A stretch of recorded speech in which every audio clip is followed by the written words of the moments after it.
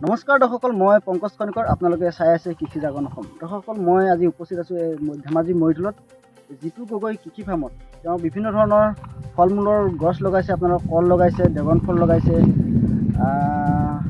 আৰু তামোল, নাৰিকল আদি বিভিন্ন ধৰণৰ ফলৰ গছ লগাইছে। আৰু তাৰ মাজতে আমি এজোপা গছ দেখিবলৈ পাইছোঁ যে বগৰী।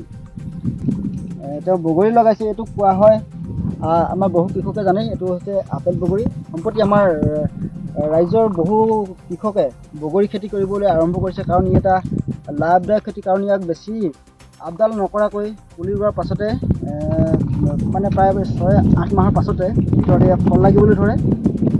ই লাভদায়ক, কাৰণ ইয়াৰ 1 কেজিৰ দাম হৈছে আপোনাৰ 80 পৰা 100 টকাৰ ভিতৰত। আৰু লাভদায়ক বুলি এইকাৰণে কৈছোঁ যে ইয়াক মানে বেছি যত্ন কৰিব লগা নহয় আৰু বিশেষ সাৰ পানী যোগান ধৰিব লগা নহয়। আপুনি পুলিটো ৰোপণ কৰাৰ পাছতে 6 বা 8 মাহ পাছতো ফল লাগিব ধৰিবই। বিশেষ সাৰ পানী যোগান নধৰাকৈ এবাৰ ৰোৱাৰ পাছতে আপোনাৰ 10-11 বছৰলৈকে এই বগৰীজোপাই আপোনালোকক ফল দি থাকিব। এই আপোনালোকে দেখিবলৈ চাই, এইজোপা বৰ বেছি ডাঙৰ হোৱা নাই বগৰীবিলাক, কিন্তু ইয়াতকৈ বেছি ডাঙৰ হয়। আমাৰ ৰাজ্যত, আমাৰ মানে বিশেষকৈ বহু অঞ্চলত আমি দেখিবলৈ পাওঁ যে বহু মাটি খালী হৈ পৰি থাকে। আমাৰ কৃষকসকলে চন পলাই ৰাখে। বালিয়হীয়া মাটিবিলাক অন্য খেতি ভাল নহয়, কিন্তু সেই ঠাইসমূহত আমাৰ কৃষকসকলে এই বগৰী খেতি কৰিব পাৰে। আৰু বগৰী খেতি বালিয়হীয়া মাটিৰ কাৰণে ভাল। আৰু আমি বহু সময়ত দেখিবলৈ পাওঁ যে আমাৰ বহু কৃষকে কি হয়, বাম মাটি, খৰাং মাটি, ধান ভাল নহয়, ধান খেতি কৰে। তাত তেওঁ যদি 5,000 টকা খৰচ কৰিছে, তেওঁ ধান খেতিৰ পৰা ওলায় 4,000 টকা। আৰু তেনেকুৱা বাম মাটিসমূহত আমাৰ কৃষকসকলে এই বগৰী খেতি কৰিব পাৰে। আৰু বগৰী খেতি কৰি বিশেষ কষ্ট নহয়। মই পুনৰ জনাইছোঁ যে বিশেষ কষ্ট নহয়। এবাৰ মানে কি, মাজে মাজে ইয়াক কলম দিব লাগিব, কিন্তু কৃষকজনে কলম দিব লাগিব। আৰু এটা কথা কি হ'ল, আপোনালোকে যদি কোনোবাই ছাগলী পালন কৰিছে, ছাগলী পালনৰ লগতে বগৰীবিলাক ৰুলে এটা লাভ হ'ব যে ছাগলী যিবিলাক যেতিয়া ইয়াৰ ডালবিলাক কাটি পেলোৱা হ'ব, সেই কটা পাতবিলাক আপোনালোকে ছাগলী বা গৰুক আদি খুৱাব পাৰিব। ধেমাজিৰ জিতু গগৈ, তেওঁ পুখুৰী পাৰৰ খালী হৈ থকা মাটিসমূহত তেওঁ এই বগৰী খেতি কৰিছে। আৰু তেওঁ বগৰীসমূহ আমাৰ কেমেৰামেন পংকজ লাহনে সেইফালে দেখুৱাবলৈ চেষ্টা কৰিব। কেমেৰামেন পংকজ লাহনে দেখুৱাইছে, স্ক্ৰীণত আপোনালোকে দেখিবলৈ পাইছে। আপোনালোকে এনেকৈ খালী হৈ থকা বা চন পৰি থকা মাটিসমূহত এনেকৈ খেতি কৰি এটা ভাল উপাৰ্জন কৰি থাকিব পাৰে। বা বাৰীৰ সীমাসমূহতো আমাৰ কৃষকসকলে এই খেতি কৰিব পাৰে। জিতুদাৰ কাষত আমি জিতুদাৰ পৰাই বগৰী খেতিৰ বিষয়ে জানিবলৈ চেষ্টা কৰিম। জিতুদা, এইখিনি বগৰীখিনি কিমান দিন হ'ল আপোনাৰ? এইখিনি আপোনাৰ আজি 3 বছৰ হ'ল। 3 বছৰ মানে কিমান দিনৰ মূৰত পুলি ৰোৱা, কিমান দিনৰ পাছতে লাগিব? পুলি ৰোৱাৰ আপোনাৰ 8 মাহৰ পিছত এই গুটি লাগে। 8 মাহৰ পাছত লাগিব।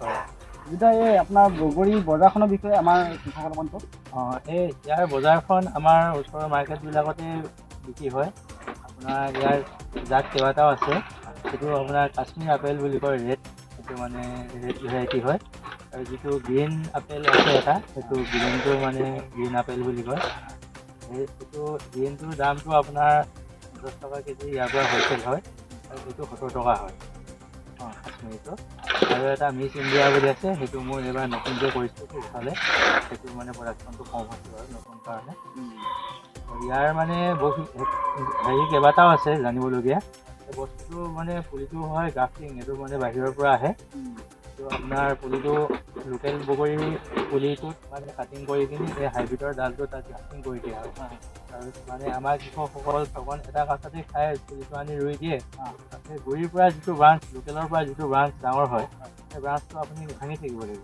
যদি সেই ব্ৰাঞ্চটো খুজি নাপাই পিনি আপুনি তাক বাঢ়িবলৈ দিয়ে, সেই মেইন লোকেলটো বাঢ়ি গ'লে আপোনাৰ ইয়াৰ যিটো ওপৰত গ্ৰাফটিং থাকে হাইব্ৰিড, সি চকি যায়। মানে চকি যোৱাৰ পিছত কি হয়, আপোনাৰ লোকেলৰ জাতটো হৈ যায় আৰু গুটি লগাত দেৰি হয়। মানুহে তাকে বুজি নাপায়। কিছুমানে কয় যে মই এনেকৈ পুলি ৰুইছিলোঁ, কিন্তু মোৰ এনেকুৱাহে হ'ল। সেইটো মানে ইয়াৰ মানে সেই আপুনি তলৰ যিখিনি ব্ৰাঞ্চ আহিব, সেইখিনি কাঁইটীয়া ব্ৰাঞ্চ হ'ব লোকেলৰ, সেইখিনি কাটি থাকিব লাগিব আপুনি। আৰু দ্বিতীয়তে কি হ'ল, ইয়াক মানে গুটি লগাৰ পিছত এতিয়া এই যিটো গুটি লাগি আছে, ইয়াক যেতিয়া আমি হাৰ্ভেষ্টিং কৰিম, শেষ হোৱাৰ লগে লগে আমি যিখিনি ব্ৰাঞ্চ আছিলে, গোটেই ব্ৰাঞ্চখিনি চাহগছ কলম কৰা যায়, কলম কৰি দিব লাগিব। মানে সেইটো তোমাৰ কেতিয়া কৰিব লাগে? এই গুটিটো মানে আপোনাৰ পকিলে আপুনি হাৰ্ভেষ্টিং কৰিলে, মানে গুটি ছিঙি শেষ হ'ল লগে লগে আপুনি তাক কলম কৰিব লাগিব। গছজোপা আপুনি সেই তেনেকৈ দেখিছে এফুটতে মানে সম্পূৰ্ণ গছজোপা কাটি দিব লাগিব। তাৰপিছত তাৰ এমাহৰ পিছতে আপোনাৰ তাৰ পৰা নতুন ব্ৰাঞ্চ ওলাব যিখিনি, সেই ব্ৰাঞ্চখিনি ঘনকৈ ওলাব। সেই ঘনকৈ ওলোৱা আপুনি খুব বেছি 4টা বা 5টা ব্ৰাঞ্চ সেইখিনি, বাকীখিনি আকৌ কাটিব লাগিব। সেই প্ৰত্যেক বছৰে সেই কামটো কৰি থাকিব লাগিব কণ্টিনিউ। যদি আপুনি নাকাটি কিনি থৈ দিয়ে, সেই বুঢ়া ডালটোত যদি গুটি লাগে তাৰ চাইজটো সৰু হ'ব, কোৱালিটিটো আপুনি ইমান ভাল নাপাব মানে। সেইটো কাৰণে ইয়াৰ মেইন কামটো সেইটো যে আপোনাৰ গুটি শেষ কৰাৰ পিছত তাক কাটিং কৰিবই লাগিব। এইবিলাক মানে কেনেকুৱা ধৰণৰ মাটিত ভাল হয় এনেকুৱা আমাক?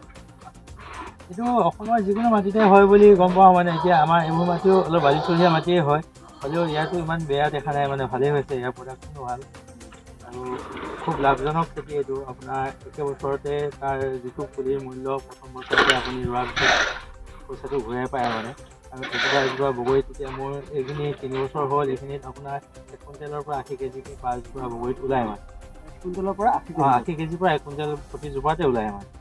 আৰু আপুনি এতিয়া দেখিছে এইবোৰ চব এনেকৈ হেণ্ডালি দিব লাগিব আপোনাৰ বাঁহ বান্ধি, নহ'লে ডালবিলাক ভাঙি কিনি ৱেটত চব তলত পৰি যায় মানে। আৰু মাটিটোৰ কথা ক'লে যে মাটিটো যিকোনো মাটিতে হয়, খালি এই ড্ৰেগনৰ দৰে ইও একেই। ইয়াৰ পানীটো ব্লক হ'ব নালাগে, পানী ৰৈ নাথাকিলে একো সমস্যা নহয়। ধন্যবাদ।